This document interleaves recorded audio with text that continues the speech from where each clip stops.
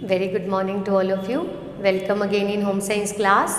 बच्चों, previous class में हमने कताई स्पिनिंग के बारे में पढ़ा था, जिसमें हमने देखा था कि विभिन्न रेशों को आपस में सटा करके उन्हें खींचते हुए, ऐंठन देते हुए बट करके धागे का निर्माण किया जाता है। यह प्रक्रिया स्पिनिंग या कताई कहलाती है। मतलब रेशों से धागा निर्माण की जो प्रक्रिया है वो स्पिनिंग कहलाती है। स्पिनिंग जो है वो विभिन्न प्रकार की होती है। कल की क्लास में हमने पढ़ा था कि मुख्य रूप से इसे दो वर्गों में डिवाइड किया गया है, यांत्रिक कताई और रासायनिक कताई। यांत्रिक कताई मतलब यंत्रों द्वारा, मशीनों द्वारा की जाती है, जिसमें रसायनों का प्रयोग नहीं होता है। और रासायनिक कताई में विभिन्न प्रकार के रसायनों का उपयोग किया जाता है। यांत्रिक कताई भी दो प्रकार की थी, परंपरागत कताई और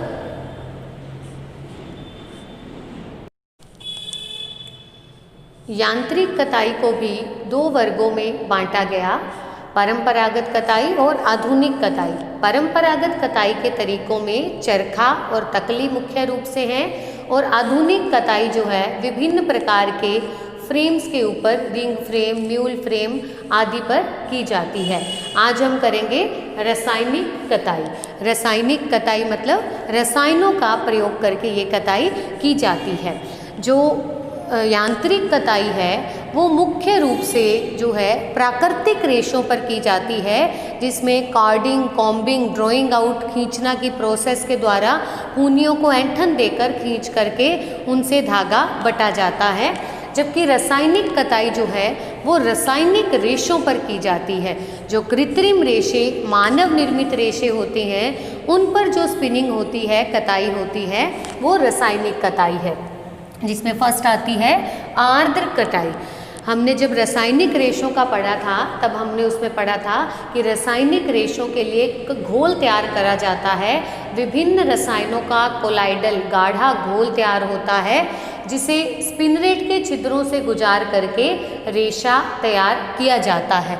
तो आर्द्र कताई के अंदर जब स्पिनरेट के छिद्रों से कोलाइडल घोल को निकाला जाता है तो जो ये रेशे आते हैं ये गीली अवस्था में होते हैं, और इन रेशों को बट करके, खींच करके इनसे धागा तैयार किया जाता है। और विभिन्न रसायनों के सूखने से ये धागा अपने आप सूख जाता है।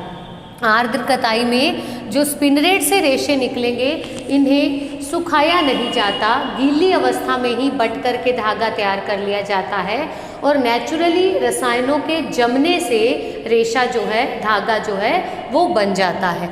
शुष्क कताई के अंदर जब स्पिनरेट के छिद्रों से घोल को निकाला जाता है तो इनसे जो रेशे निकलते हैं इनको गर्म भाप के द्वारा सुखा लिया जाता है, शुष्क कर लिया जाता है, और फिर इन्हें बट करके इनसे धागा तैयार किया जाता है। शुष्क कताई में जब ये रेशे निकलते हैं स्पिनरेट के ऊपर, जब कोलाइडल घोल डाला जाता है तो इन रेशों को गर्म भाप के द्वारा सुखाया जाता है। जबकि आर्द्र कताई में गीली अवस्था में ही कताई जो है कर ली जाती है, रेशों को बट लिया जाता है। नेक्स्ट आता है पिघली कताई।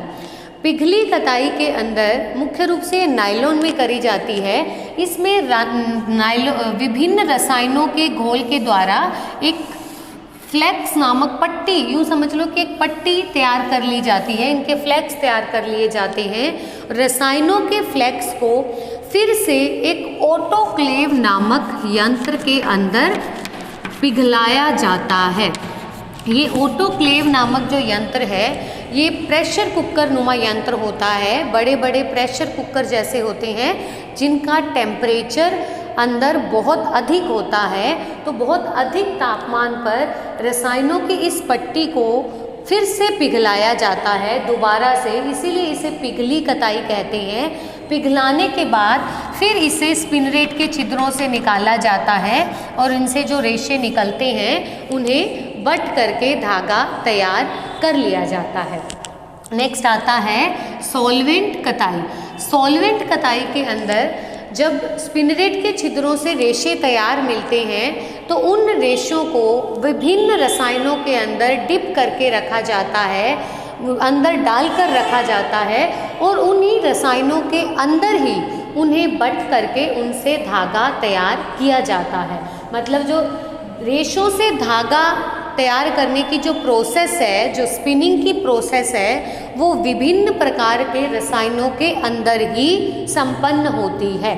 सॉल्वेंट कताई या घुलनशील कताई में जब ये रेशे हमें मिल जाते हैं स्पिनरेट के छिद्रों से, इन रेशों को बटा जाता है, लेकिन जो बटने की प्रोसेस है वो एक सॉल्वेंट में, एक घोलक में संपन्न होती है। विभिन्न प्रकार के रसायनों के अंदर उन्हें डाल करके रख दिया जाता है और उसी गीली अवस्था में रसायनों के अंदर ही उसे बट करके उससे धागा तैयार किया जाता है। तो ये थी रासायनिक कताई। विभिन्न रसायनों के द्वारा निर्मित जो रेशे हैं उनसे जो कताई करी जाती है, रसायनों से निर्मित रेशों से जो कताई होती है वो कताई कहलाती है रासायनिक कताई। तो नेक्स्ट क्लास में हम यान फॉर्मेशन के बारे में पढ़ेंगे कि यान कितने प्रकार के होते हैं, किस किस तरह से धागा या यान तैयार किया जा सकता है। Thank you.